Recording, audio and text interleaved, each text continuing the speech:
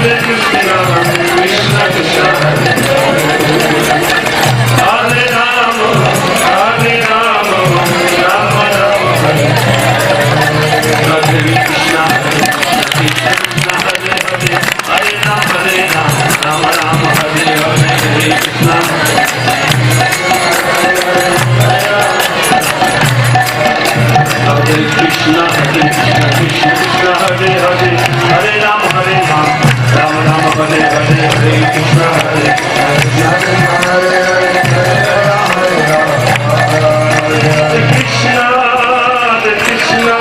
Krishna Krishna Hare Hare Hare Ram Ram Ram Hare Hare Hare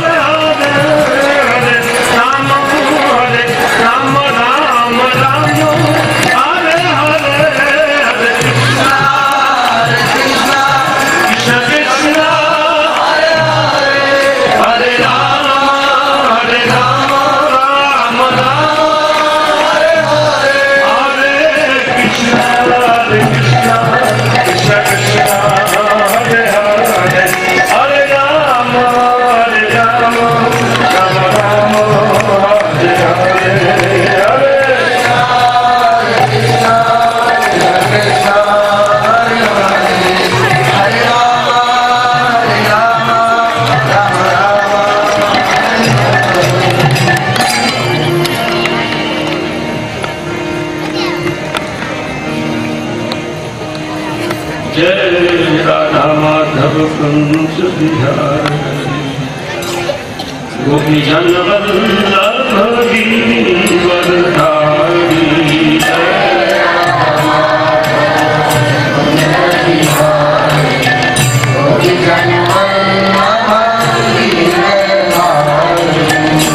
Radha Madhav Kunj Bihari गोपी जन वल्लभ गिरिवरधारी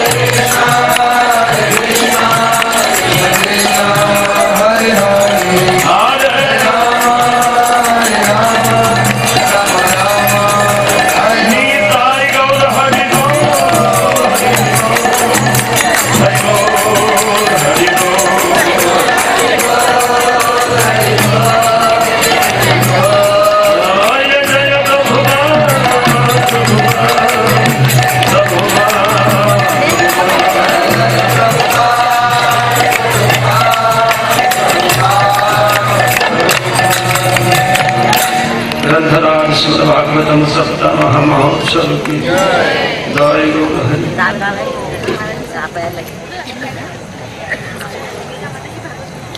हरे कृष्णा हरे कृष्णा कृष्णा कृष्णा हरे हरे हरे राम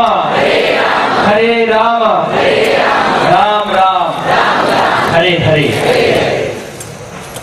बहुत बहुत धन्यवाद गुड़ाकेश प्रभु जी जिन्होंने आपको गाथा माधव कीर्तन सुनाया। श्रीमद् भागवत कथा का आज छठा दिवस है। कल आखिरी इस सत्र का आखिरी दिन कल है। हम विशेष रूप से सभी भक्तों का स्वागत करते हैं और ईरान से जो बहुत दूर देश है और जहाँ कृष्ण भक्ति करना बहुत दुर्लभ है, तो ईरान से कृष्णमयी माता जी आई हुई हैं, तो हम उन माता जी का हार्दिक अभिनंदन।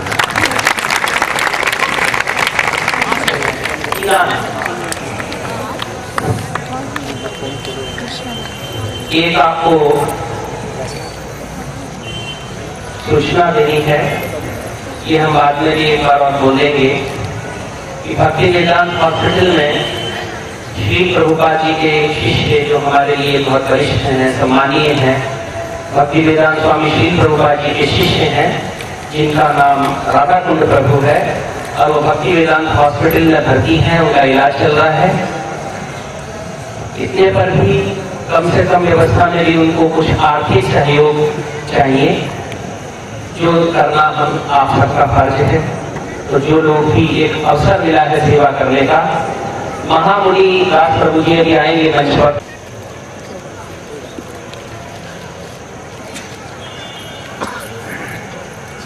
नमो विष्णुपादाय कृष्णप्रेष्ठाय भूतले श्रीमते भक्ति वेदांत स्वामी नामिने नमस्ते सरस्वती गौरवाणी प्रचारिणे निर्विशेष शून्यवादी पाश्चात्य जय श्री कृष्ण चैतन्य प्रभु नित्यानंद श्री अद्वैत गदाधर शिवासादि गौर भक्तवृंद।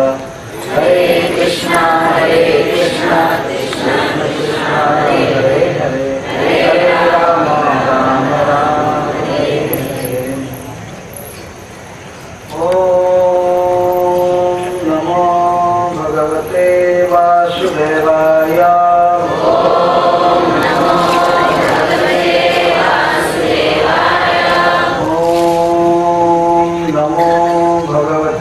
वासुदेवाय।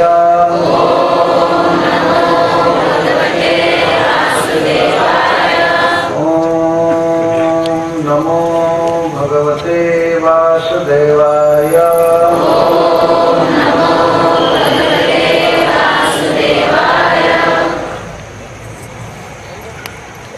श्लोक 22 22वें अध्याय।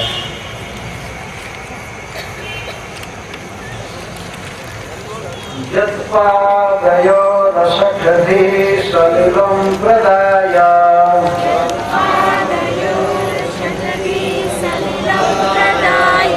दुर्वाङ्कुरैरपि विधाय सतीं सपर्याम्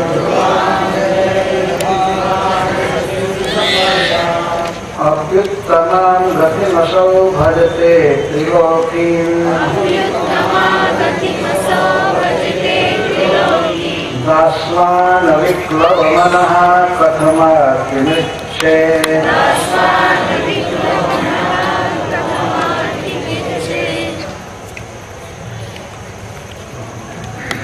बलि महाराज की पत्नी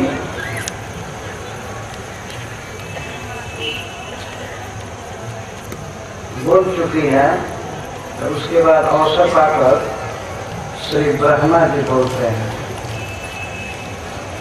दो श्लोक पर बोले, हे प्रभु,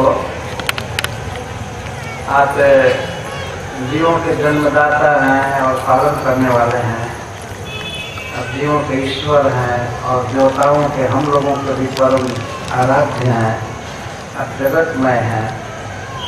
किसी भी व्यक्ति से गलती हो सकती है, इस बलि से भी चाहे जो कुछ भी अहंकार में इसने बोल दिया है, यदि आप इसको गलती मानते हैं, फिर भी आप महान हैं, आप ही जीवों के सब कुछ हैं, स्वामी हैं, तो आप क्षमा नहीं करेंगे तो कौन करेगा? इसलिए इसको शीघ्र ही मुक्त कर दीजिए। यह दंड के योग्य नहीं है। जिस व्यक्ति ने आपको तीनों जगत दे दिया और अपने कर्म से कमाए हुए लोगों को स्वर्ग आदि को दे दिया और अपना सर्वस्व दे दिया, धन और अपना शरीर, और प्रसन्न मन से, ऐसा यह बलि दंड का पात्र नहीं है। तो कैमुत्य न्याय से ब्रह्मा जी 23वें श्लोक में बात कर रहे हैं। संस्कृत में कैमुत्य न्याय का अर्थ होता है कीम उत्तम,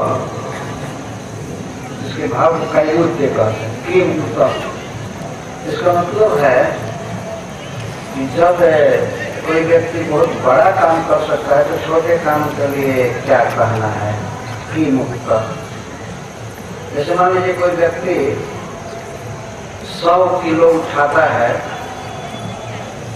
उसके लिए कभी 10 किलो उठाना हो तो कहा जाएगा जो व्यक्ति 100 किलो उठा सकता है उसके लिए 10 किलो उठाने में कहना ही क्या है? कैमुत्य न्याय कहते हैं।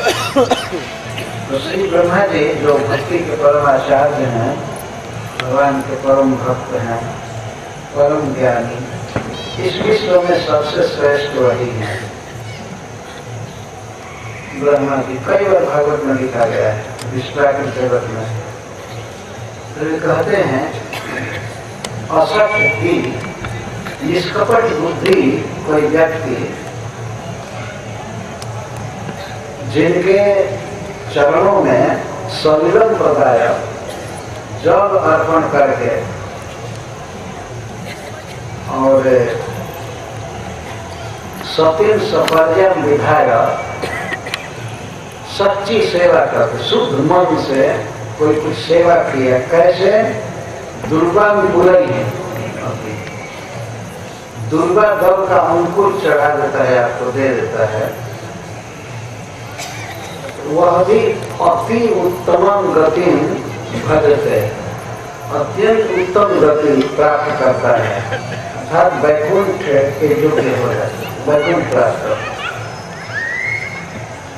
केवल आपको जल दे दिया और दूध का अनुकूल दुर्वानुकूल है, कोई भगवान को अर्पण कर दिया तो उसको भगवान क्या देते हैं? वैकुंठ देते हैं, अपना परम सुखमय दिव्य धाम देते हैं।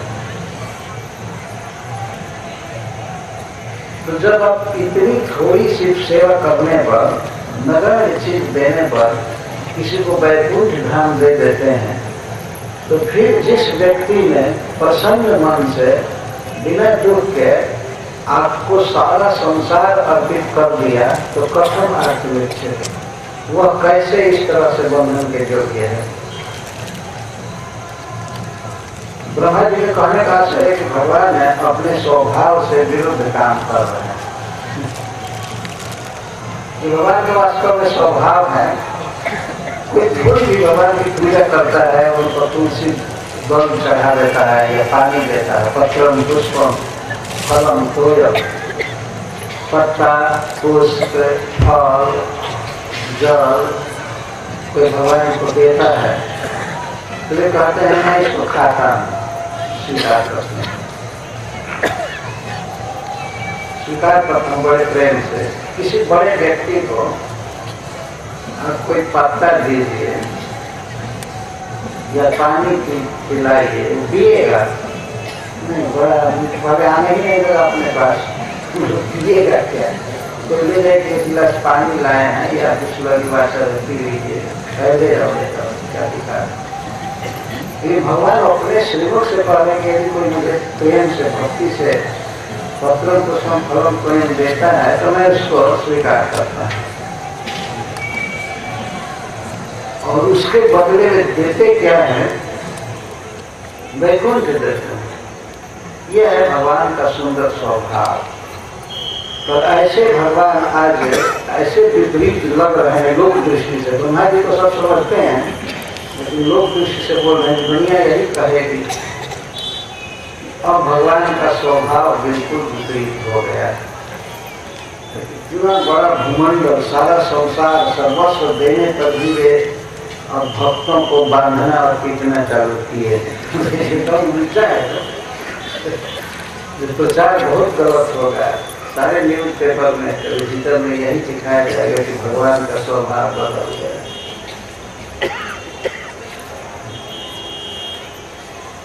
तब तो आपको इतना देने की आवश्यकता नहीं थी ना। तो आपको दूध चढ़ा दिया गया होता, एक गिलास पानी दिया गया होता, तो बैकुंठ दिए होते और सब कुछ दिया गया। त्रिलोकी दासवान, जो व्यक्ति त्रिलोकी दिया है आपको और वो भी अविकलो माना है, मन में दुख मान कर नहीं, हर्ष के साथ, आनंद के साथ आपको सब कुछ अर्पण किया, तो कथम आरती रिच्छे, वह फिर दुख का भागी कैसे हो सकता है। ब्रह्मा जी कहा कि इनको खोलिए, जल्दी खोलिए, यह गुरु जी का आदेश दीजिए, जल्दी खोले। ये ठीक नहीं है। ये व्यक्ति कैसे बंधन के योग्य हो सकता है। अगर भगवान ये कहे कि नहीं इसको कोई दुख नहीं है बांधने पर तो फिर कुछ भी ना हो, लेकिन आखिर बांधना ये दुख नहीं है क्या? हाथ पैर बंधवा दिए हैं, ये ठीक नहीं है, इनको खोलिए, जल्दी खोलिए। श्री ब्रह्मा जी इस बात से घबरा रहे थे। देखिए, सत्य यथार्थ दृष्टि और होती है और लोक दृष्टि और होती है। लोक दृष्टि का मतलब है लोगों का विचार।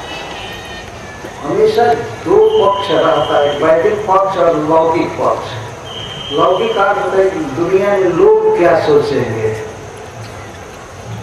वैदिक पक्ष तो यह है कि जो वेदों में लिखा गया है और शास्त्र के अनुसार उसको मानना। लेकिन शास्त्र के अलावा भी लोक पक्ष भी कुछ है। जब तक कि शुद्धम लोक विरुद्धम न करणीयम। कोई बात, कोई काम अच्छा है, शुद्ध है, लेकिन ये लोक विरुद्ध है, लोग उसे पसंद नहीं करते हैं, तो उसे नहीं करना चाहिए। यद्यपि शुद्धम लोक विरुद्धम न करणीयम। ये लोक विरुद्ध हो रहा था भगवान का आचरण। भगवान के सुंदर यश का, गुण का जैसे लोक में प्रचार है कि विष्णु परम दयालु हैं, परम उदार हैं, किसी व्यक्ति के दी हुई थोड़ी सी सेवा को बहुत बड़ा मानते हैं, उसको बहुत ज्यादा देते हैं। तो इस प्रचार पर कुठाराघात हो रहा है। लोग हाहाकार कर रहे हैं चारों तरफ। सब लोग नारा बोल रहे थे। कुछ लोग जैसे आजकल के लोग बोलते हैं, देश के गद्दारों को एक धक्का और दो। बनारस में सुना था, देश के गद्दारों को, और दूसरा सब बोलता था एक धक्का और दो। तो भगवान के विरुद्ध वहां पर लोग आवाज करने लगे थे, ये क्या हो रहा है, ये क्या हो रहा है, क्यों भगवान ऐसा कर रहे हैं, ये उल्टा हो रहा है। तो ब्रह्मा जी उस लोक पक्ष को सुन करके और भगवान से निवेदन करते हैं। अन्यथा ब्रह्मा जी भगवत तत्व के सबसे बड़े ज्ञाता है। वो समझ रहे हैं भगवान कृपा कर रहे हैं, लेकिन फिर भी लोग दृष्टि से बात कर रहे हैं। तो जो एक गिलास पानी पिलाने पर और घास का एक अंकुर चढ़ाने जो पशु खाते हैं, उसको कोई दे तो भगवान उसको वैकुंठ दे देते हैं। अपार अनंत संपत्ति से युक्त वैकुंठ ध्यान देते हैं। जिस व्यक्ति ने आपको सब कुछ दे दिया, त्रिलोकी दे दिया, तीनों लोग को जितना धन है, वैभव है, भोग है, सब कुछ अर्पण कर दिया, और आत्मा भी, शरीर भी, वो कैसे दुख भोगने के लोग, कैसे बांधे हैं आप, यही अनुचित लग रहा है। जो बांधना ही अनुचित है। तो श्री भगवान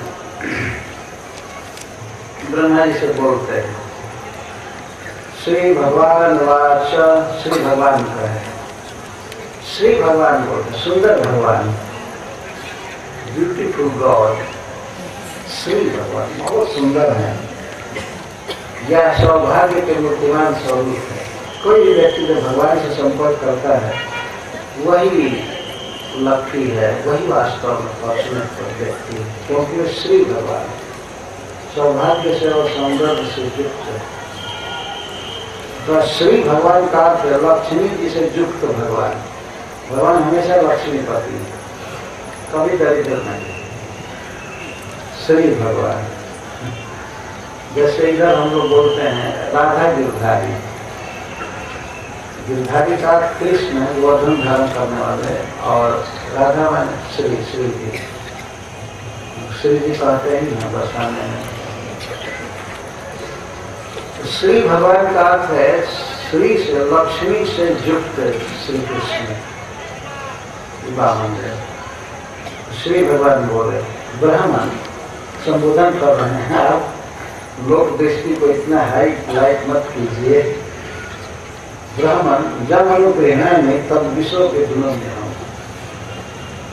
हे ब्राह्मण, हे ब्रह्मा जी, मैं जिसको अपना बनाता हूँ, कृपा करता हूँ, उसके विषह उसके धनों को समाप्त कर देता है। ये बहुत खतरनाक भगवान बात बोल रहे हैं। मैं जिस पर कृपा करता हूँ, उसका अपना बनाना चाहता हूँ, तब विषय का होता है धन, और इसी विश्व के साथ जो युक्त रहते हैं उनको वैश्य कहते हैं। जो धन के साथ है, दिशा के साथ है, उसको वैश्य कहते हैं। तो मैं जिस पर कृपा करता हूँ उसके विषय धन को विधुलोमी एकदम विशेष एकदम खत्म कर देता है। अहम मेरा एक काम है, अहम कह करके भगवान मानो कहते हैं ये मेरा स्वभाव है, मेरा काम है। अरे क्यों ऐसा करते हैं? उनके भक्तों के साथ ऐसा व्यवहार क्यों करेंगे? जिस पर कृपा करेंगे उसके साथ ऐसा कठोर व्यवहार। भगवान कहते हैं जन्म मद पुरुष स्तब्ध लोकम मानचार मान्यते। जन्म मद, जिसके मद से अर्थात धन के मद से पुरुष स्तब्ध हो जाता है और नम्रीभूत हो जाता है, नम्र नहीं होता, उदंड हो जाता है। और लोगों का, समस्त जीवों का और मान च और उनके हृदय में रहने वाले मेरा भी अवमान्य थे तिरस्कार करने लगता है। सबका तिरस्कार करने लगता है, मेरा भी तिरस्कार करता है। ये बहुत भारी रोग है, तो उसका धन मैं छीन लेता हूँ। भगवान के कहने का आशय है कि ब्रह्मा जी आप इसको निग्रह समझ रहे हैं, दंड समझ रहे हैं, लेकिन मैं बलि पर अनुग्रह कर रहा हूँ, कृपा कर रहा हूँ। तो भगवान बोल रहे हैं तो सारी जनता सुन ही रही होगी सामने। मैं इसको कृपा किया हूँ, इसको दंड नहीं दिया। भगवान सिद्धांत बता रहे हैं ब्रह्मा जी, जदा कदाचित जीवात्मा संसरण निर्कर्म भी नाना जोनिषु अमीशो यम पौरुषिम गति मार्ग। यह जीव निज कर्म भी अपने कर्मों से, अपने कर्म फल के अनुसार नाना जोनिषु आब्रजे संसरण। जीव अपने कर्मों से अनेक योनियों में संसरण जाता रहता है। कुछ समय के इस शरीर में है, उस शरीर में है, ऐसे 84 लाख प्रकार के शरीर हैं, डिजाइन है। जैसे इस लोक में हम लोग देखते हैं कई प्रकार की सवारी गाड़ियां हैं, motorcycle, cycle, bicycle, car, jeep, बस, ट्रेन, परिवहन, अनेक प्रकार की सवारियां हैं। लेकिन मनुष्य कितना भी आविष्कार किया है, अभी 1000 प्रकार से ज्यादा नहीं बनाया होगा ना सवारी। पत्थर ने कितने प्रकार का बनाया है, और मनुष्य उसमें कभी कभी रिक्शा से, कभी जीप में, कभी कार में, कभी ट्रेन में, कभी परिवार में, कभी आदमी वही है, लेकिन विविध शरीर में, विविध सवारी में जाता है। तो जीव 84 लाख प्रकार के शरीर में जाता रहता है। भगवान इतना शरीर बनाया, इतना प्रकार बनाया, और एक प्रकार में तो अनंत अनंत संख्या है। इसमें भगवान एक मच्छर का शरीर बनाया, एक डिजाइन, छोटा हवाई जहाज, पूरा सिटी है उसमें, कहीं भी उतर सकता है, कहीं से भी उड़ सकता है। एक शरीर है मच्छर, ईश्वर बना, लेकिन कितने मच्छर है सारी दुनिया में, इसको कह पाना बहुत कठिन है, असंभव है। इस प्रकार से मनुष्य बनाए हैं, तो मनुष्य में भी ऐसे कहा जाता है, देवता और मनुष्य मिलाकर 4 लाख प्रकार के, 4 लाख प्रकार का शरीर है। शरीर, जीव नहीं, जीव तो सब एक ही है। जीव लोके सनातन, ममई अंश जीव लोके जीव सनातन। जैसे मनुष्य, कोई मनुष्य बॉम्बे में हो कुछ हो, ऐसे तो शरीर का ही वर्णन किया जाएगा। मान लीजिए कि मनुष्य एक तरह के हैं, लेकिन सवारियां अनेक हैं। तो इस तरह से जीव निष्कर्म भी अपने कर्म फल के कारण नाना योनिषु संसरम, अनेक योनियों में, अनेकों शरीर में भ्रमण करता है। और भगवान एक बात करें, अनीश, यह ईश्वर नहीं है, असमर्थ है, इनका परतंत्र है, यह प्रकृति के अधीन है। ईश के ठीक विपरीत अनीश है। अनीश मतलब परतंत्र, दूसरे के अधीन। यह अनीश जीव अपने कर्मों के अनुसार विविध जोड़ियों में भटकता रहता है।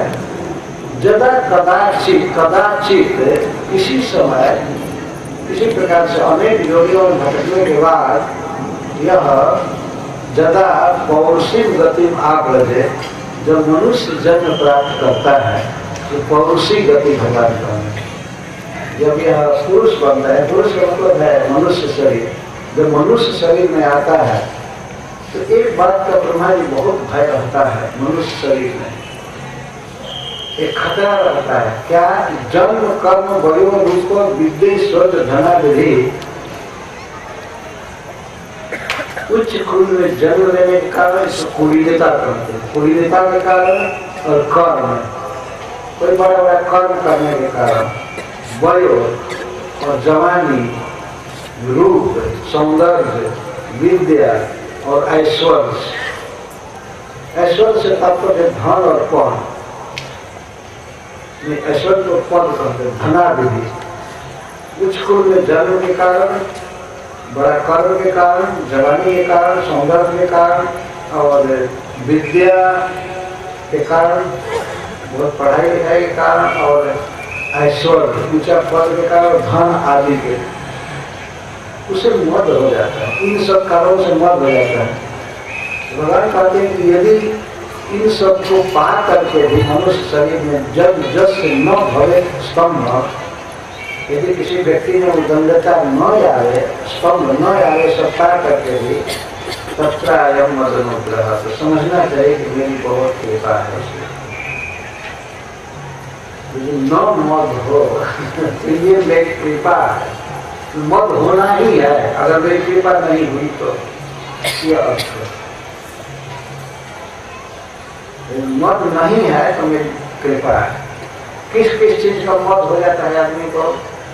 वह स्तब्ध हो जाता है, घमंड में खो जाता है। एक तो जन्म, यदि बहुत अच्छे माता पिता मिले हैं, उच्च कुल में जन्म लिया है, यहाँ भगवान के कहने का मतलब है तो ब्राह्मण परिवार में जन्म लिया है, जब ऊंचा कुल माना जाता है तो।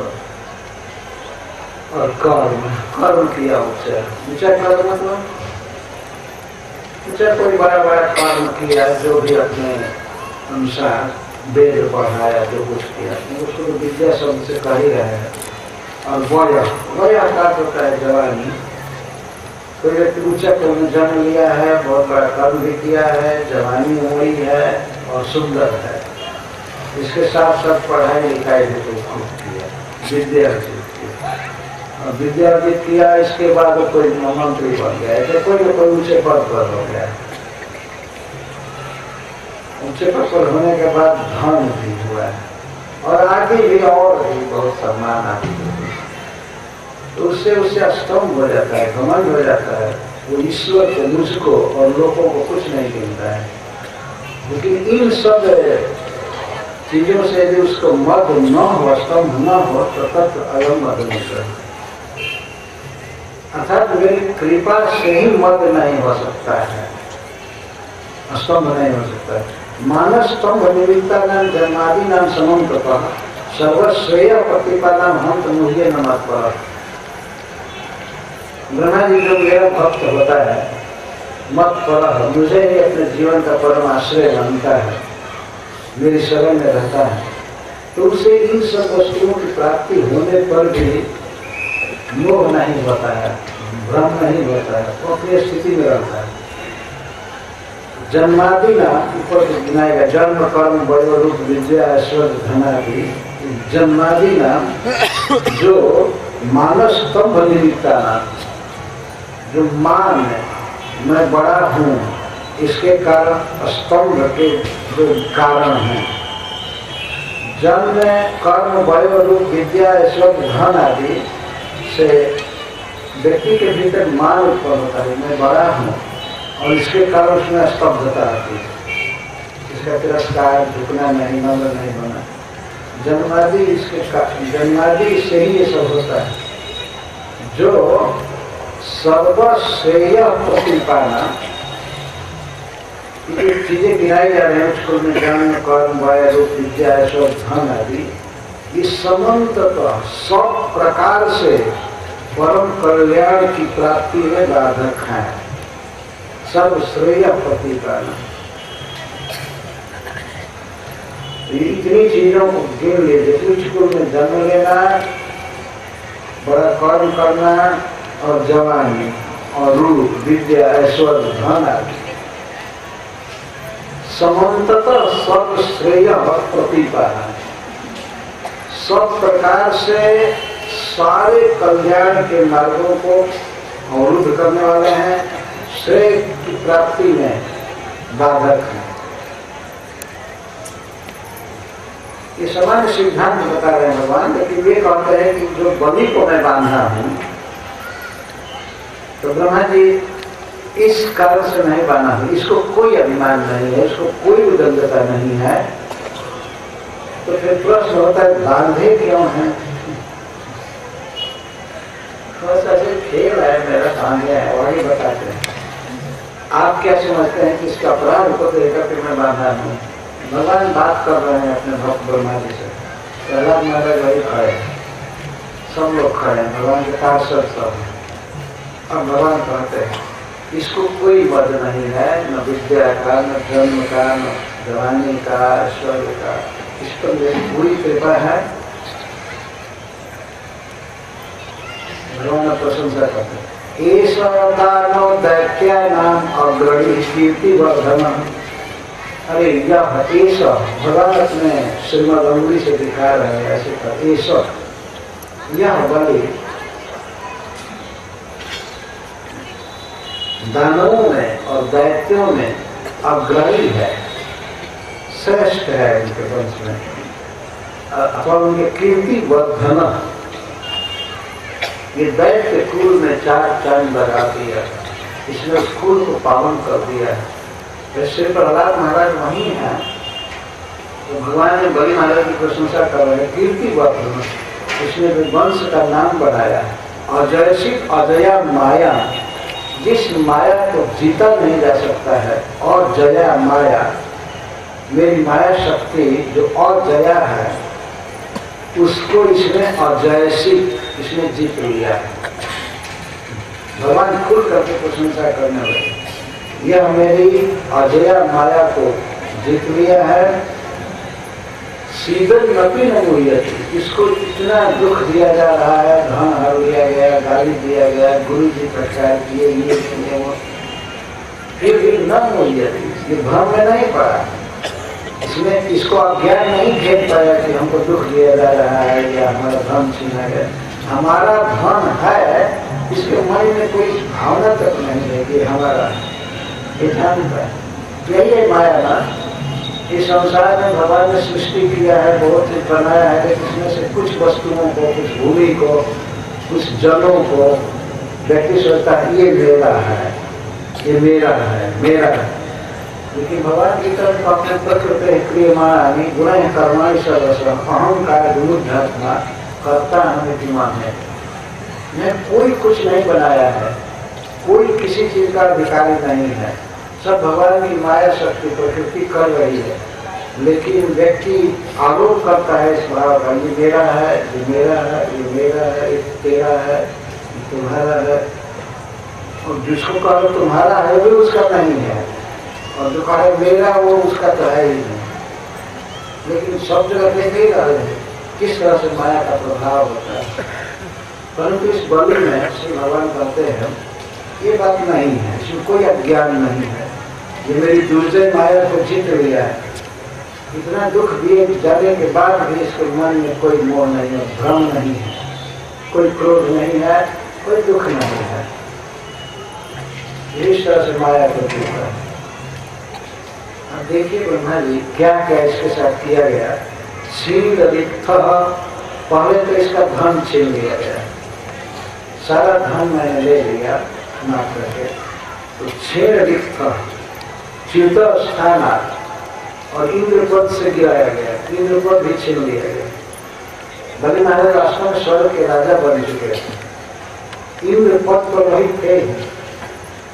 तो स्थान च्युत क्षिप्त बद्ध शत्रु थी, अपने शत्रुओं द्वारा क्षिप्त तो आक्षेप किया गया, तुम झूठे हो, हमारे पास कुछ धन नहीं था तो क्यों दान देने की क्षिप्त आक्षेप किया गया। क्षिप्त काटे गाली देना, जो गाली दिया गया। बद्धश्च और बांधा गया, किसके द्वारा? शत्रु भी, अपने शत्रुओं द्वारा बांधा गया। यहाँ भगवान ने गरुड़ जी को और अपने को शत्रु कर रहे हैं। वास्तव में जब देवताओं के पक्षधर हैं तो दैत्यों के शत्रु हुए नहीं, इस भाव से बोल रहे हैं। शत्रुओं के द्वारा बद्ध और शत्रुओं ने गाली दी है, ज्ञात भी सब परित्यक्त और अपने परिवार के लोगों से परित्यक्त हो गया, सब भाग गए। भगवान के पास मार्केट को सबको भगा दिया। तो बलि के जो स्वजन थे, बड़े बड़े वीर थे सब अपने, तो उसमें सबसे परित्यक्त हो गया, सबने छोड़ दिया, लोग भाग गए। देखे कि जब इसके पास कोई धन नहीं है, राजा नहीं रहा, सब इस बाभन ने मांग लिया, तो सब भाग गए। अब इसके साथ क्या है? इस कंगाल के साथ अब हम लोग कैसे रहेंगे? तो ज्ञाति भी परित्यक्त, परिवार के सब लोगों के द्वारा त्याग दिया गया। जातना मनुजाति, इसके बाद अनेक जातनाएं इसको, जातना का अर्थ ऐसे दुख में डाला गया। कई लोग बोलते थे इसके स्वजन भी, ऐसा नहीं करना चाहिए, गेहूं खाती है, ये है वो है, कई तरह। गुरुना भत्सित, और खास गुरु जी शुक्राचार्य जी के द्वारा भत्सित हुआ, वो भी कहे प्रयास करा, दान देना ऐसा नहीं जानता। साप सप्तश्च, तो केवल गाली भी नहीं सुनाए, साप भी दे दिए कि तुम श्री से भ्रष्ट हो गए। जहाँ सत्य में शुद्ध, लेकिन यह सुंदर व्रत का पालन करने वाला, यह सत्यवादी अपना सत्य नहीं छोड़ा, अपने सत्यवाद से विचलित नहीं हुआ। छलय रूप तो माया धर्म, और मैं धर्म का उपदेश कर रहा था छल से, एक प्रकार से मैं अधर्म का प्रवचन कर रहा था। भगवान जी को नारद जी ने कहा है 7वें स्कंद में कि छल धर्म, उपमा धर्म आपके धर्म है, वो भी अधर्म ही मानना चाहिए।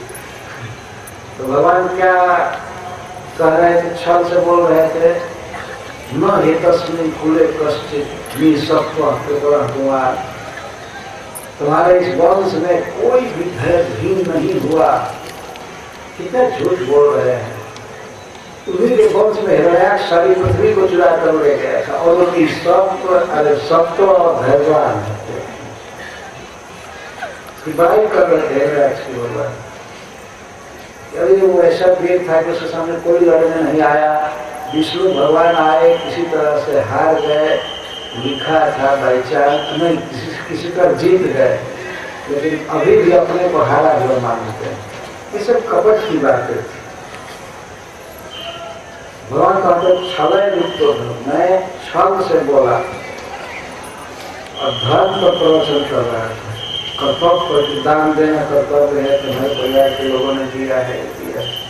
इसी परिवार में हिरण्यकश्यप प्रहलाद महाराज की जान मारने पर पड़ा हुआ था, क्या क्या नहीं किया और उसकी भगवान प्रशंसा किए, लेकिन इस बात को उजागर नहीं किए तो प्रहलाद को सताया, मेरे साथ बहुत भारी द्रोह किया है।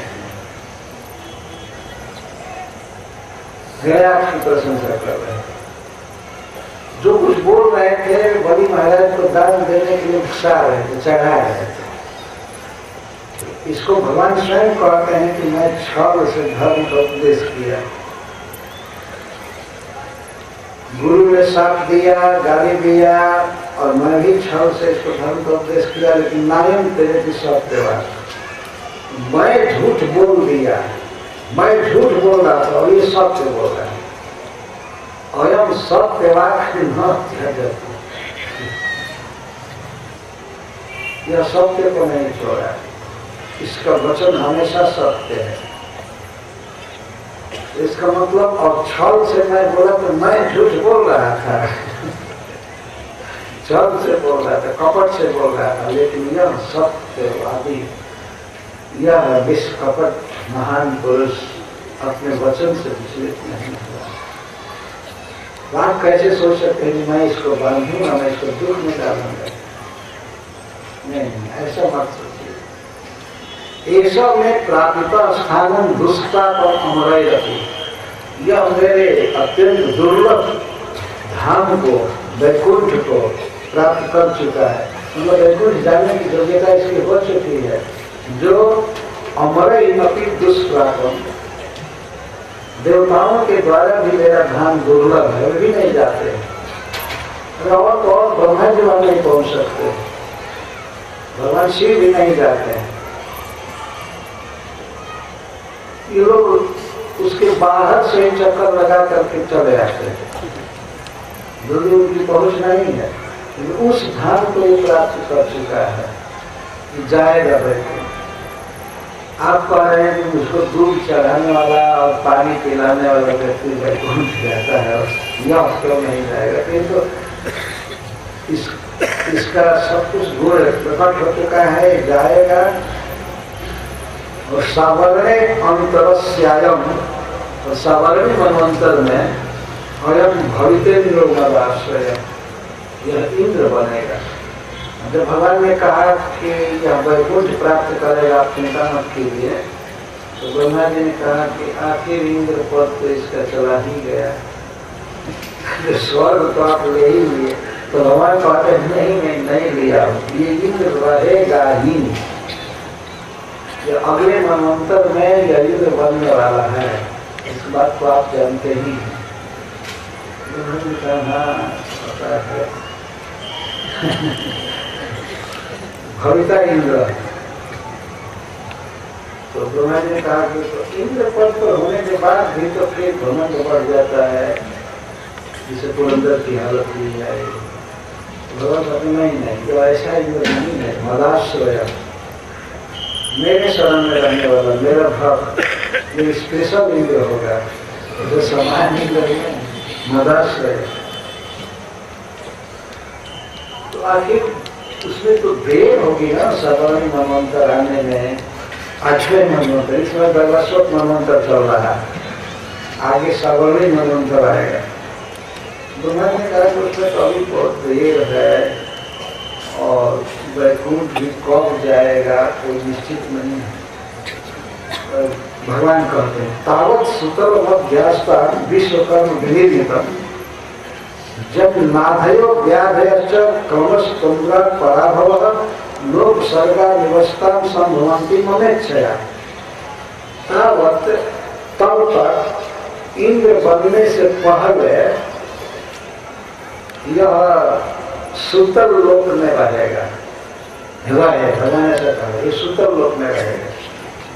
वह सूतल लोक साक्षात विश्वकर्मा जी के द्वारा बनाया हुआ है, कोई दूसरा मिस्त्री नहीं लगाया है, अपने हाथ से बनाया है उसको। ये मतलब विश्वकर्मा जी वास्तव में कंस्ट्रक्शन के इंचार्ज हैं देवताओं में, लेकिन उनका अपना दल है, उसके द्वारा बनवाते हैं, नक्शा बनवाना या जो कुछ बिल्डिंग बनवाना। सूतल लोक को डायरेक्ट अपने देख रेख में बनाए हैं, तो खड़ा रहता है। ये भगवान जी पर जो सबसे बड़े आर्किटेक्ट है, विश्वकर्मा विश्वकर्मा जी के द्वारा बनाया हुआ है। विश्वकर्मा जी एक देवता हैं और जितनी भी श्रेष्ठ सृष्टियाँ होती हैं, खासकर भवन बनाना, शिल्प कला, इसके हेड है। कहीं कहीं में डायरेक्ट अपनी देख रेख में कोई चीज बनाते हैं, छोड़ नहीं देते हैं दूसरे पर, मैनेजर पर भी तुम देखना है करना, तो स्वयं बनवाएंगे। उसकी विशेषता श्री भगवान का एक सूतल लोक में रहेगा। कैसा है सूतल लोक? जन नाधय जस्मिन न आधय, आदि का थे मनोव्यथा, व्याधि का थे शरीर में रोग। भगवान कहते हैं सूतल लोक में कोई मानसिक चिंता नहीं है, मन में किसी को कोई दुख नहीं होता, केवल वहां रहने मात्र से, निवासता रहने मात्र से। वास्तविक बात यह है कि सूतल लोक है वो भगवान की सृष्टि थी। जिस प्रकार द्वारका में सुदामा जी के जाने पर भगवान ने सुदामा जी को अपने जैसा भवन तुरंत रचवा कर दे दिया, तुरंत संकल्प मात्र। तो ऐसे ही संकल्प से ही सूतल लोक में बहुत भव्य सृष्टि हो गई, बलि महाराज के निवास करने के लिए सब कुछ लगभग वैकुंठ जैसा। जब न आधय, जहाँ कोई मानसिक चिंता नहीं है, ग्लानि नहीं है किसी चीज को सोच कर कि हमको ये नहीं है, या क्रोध शोक कुछ भी नहीं है, न व्याधयश्च, और न तो कोई शारीरिक रोग है। शरीर में कोई फोड़ा, फुंसी, बुखार, ये कलरा, ये डायरिया, और मुख और पेट दोनों चलने लगता है, ऐसी बातें मुंह पेट चलने लगे। इस प्रकार का कोई रोग है, या हार्ट डिजीज, या आंख में रोग, तो कुछ भी नहीं है सूतल लोक में। न व्याधय, भगवान बहुवचन में बोले, व्याधियां वहां नहीं है और आधियां नहीं है, कोई चिंता नहीं। इस जगत में या स्वर्ग में भी प्रत्येक व्यक्ति चिंता में रहता है। यहाँ तक इंद्र भी चिंता में रहते हैं कि असुर हमारे राज्य को न छीने। और पृथ्वी पर तो मनुष्य मूर्तिमान चिंता है, नक्श तत्व चिंता, शोक ग्लानि भरा है, हर एक चीज की चिंता है। हमें कोई रोग न हो जाए, रोग हो गया तो उसके उपचार की चिंता, धन का अभाव न हो जाए, तब तक कि दुष्ट जहाँ तहाँ भरे पड़े हैं आतंकवादी, वो डिस्टर्ब करते हैं। जैसे मुंबई में बम विस्फोट किया ट्रेनों में, इस प्रकार से जगत बहुत संकट से भरा हुआ है। लेकिन सूतल लोक में कोई चिंता नहीं, और कोई व्याधि नहीं, कोई रोग नहीं। रोगों के प्रकार और उनके द्वारा कितना कितना दुख होता है, क्या क्या है, सबको मालूम है। कोई अनजान वस्तु नहीं है रोग, यहाँ सबसे परिचित चीज है, सबसे परिचित है वो। और तो परिचय तो बड़े बड़े महान रोग मिनिस्टरों से भी होने लगा। रोगों में जो सबसे बड़े रोग है, जैसे कैंसर है, क्या है, कि रोगों के अधीश्वर मालिक हैं या और भी कई प्रकार के रोग हैं। डॉक्टर लोग ज्यादा जानते हैं इस बात। से करते रहते हैं। तो रोग कोई नहीं है। क्रम का अर्थ होता है शरीर में थकावट। यहाँ तो कोई आदमी अगर 4-5 महला ऊपर चढ़े तो हाथने लगता है ना। ऐसे समझ आता है जिंदगी में कि वो तो छोड़ दीजिए, आदमी केवल बाथरूम में भी नहीं जा पाता है। थकावट, क्लांति, क्रम, थोड़ा परिश्रम करने में पसीना निकल जाता है, थकावट होती है। तंद्रा, आलस। सुतल लोक में कोई थकावट नहीं है, कोई कितना भी कार्य करे, और न तो तंद्रा है, आलस है। कोई काम करने में आलस नहीं। आलस एक अर्थ होता है किसी काम को ठीक समय पर ठीक तरह से न करना। आगे करेंगे। हम जैसा कि सोया रहता है, सोचता है मंगला के जाएंगे, लेकिन कभी कभी आती बीत जाती है, वो बाथरूम तक नहीं जाता है, मंगला के 115 आलस। सारी संसार में आलस छाया हुआ है। और तो और कथा पथ में आदमी सोता है, कथा में ही सोता है। इस प्रकार की दुर्दशा सुतल लोक में गई है। कहीं तंद्रा नहीं। अपने कर्तव्य में व्यक्ति सब सावधान रहते हैं। पराभव, और किसी के द्वारा पराभव नहीं है। पराभव का मतलब यह भीतरी शत्रुओं से न पराभव, अभिभूत नहीं होता है।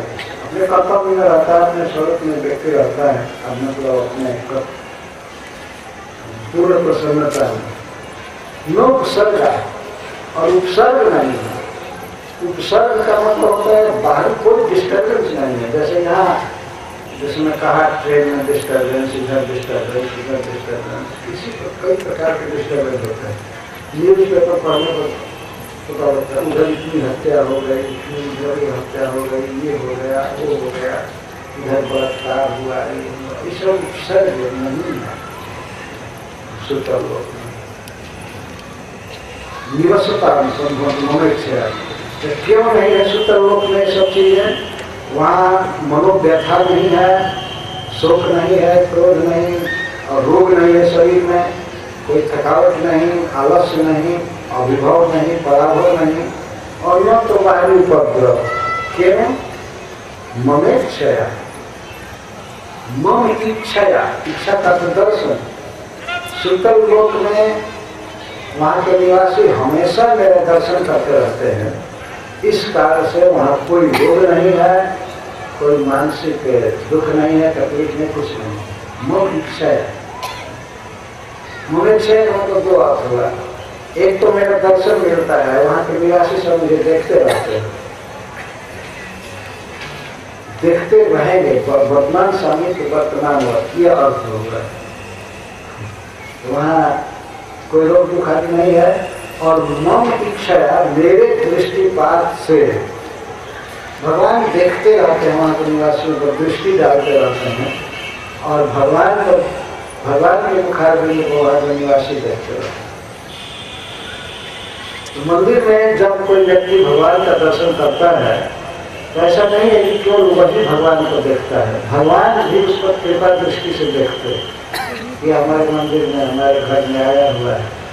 तो भगवान स्वयं जिनके पास सिंधु में कोई किसी के घर में जाए तो सज्जन व्यक्ति होगा तो जरूर कृपा की दृष्टि से देखेगा कि हमारे घर में आया, तो पूछेगा तुझे क्या चाहिए। तो भगवान तो सज्जन शिरोमणि है, उनके घर में, उनके मंदिर में उनको देखने के लिए कोई जाता है तो भगवान उस पर बहुत कृपा दृष्टि डालते हैं। अतः भगवान के दर्शन से, भगवान के दृष्टिपात से रोग भी नष्ट हो जाते हैं। ये बिल्कुल दृष्ट सत्य है संसार में। और वो व्यक्ति दर्शन करता है, इससे भी अब भगवान उसका दर्शन करते हैं, उसको देखते हैं, इससे भी।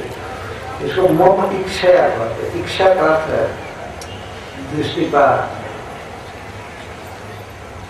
ये सब लोग आदि दुख आदि न असंभवन की, इसके तत्र निवसता, सुतल लोक में रहने वाले, केवल रहने मात्र से ऐसा दिव्य स्थान है, केवल वहाँ रहने को मिले, वहाँ का वासी कोई हो जाए तो उसमें ये सब दोष नहीं आते हैं और उसे मेरा दर्शन प्राप्त होता रहता है और मैं उसको देखता रहता हूँ।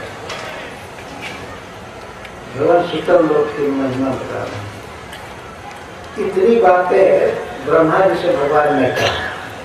ब्रह्मा जी जो वायुदेशी से घबरा गए थे तो भगवान सब क्लियर कर दिए कि यह इंद्र बनेगा तब तक सुतल लोक में रहेगा और इंद्र पद पर इसका अधिकार पूरा होगा तब यह मेरे धाम में आएगा।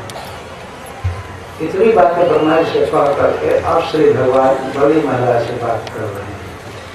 अब तक इतना डांटे थे, फटकारे थे, जैसे कोई अपना व्यक्ति, जैसे माँ कभी किसी कारण से बच्चे को एक थप्पड़ मार दे और रोने लगे, बाद में उसको मिठाई देती है, दूध पिलाती है, शुक्र। तो भगवान को ऐसा लगा कि मैंने ठीक नहीं किया। बल महाराज से बोल रहे हैं, इंद्रसेन महाराज जाहि भो भद्रमस्तुते सुतलम स्वर्ग भी प्राप्त्यम ज्ञाति भी परिवारितः। इंद्रसेन भगवान ने संबोधन किया। आगे वे इंद्र बनने वाले हैं अथवा इंद्र के समान जिनकी सेना है अभी भी, उनको इंद्रसेन कहते हैं। हे इंद्रसेन महाराज, उस समय गाली दे रहे थे, फटकार रहे थे, अब भगवान बड़े प्रेम से कहते हैं महाराज। महाराज का मतलब आप बहुत सुंदर लग रहे हैं, मेरी भक्ति के प्रभाव से आप बहुत राज रहे हैं। महाराज, महान तया राजते थी महाराज, बहुत महान विराज उसको महाराज का। ऐसे राज्य की दृष्टि से जो वैकुंठ जाएंगे या इंद्र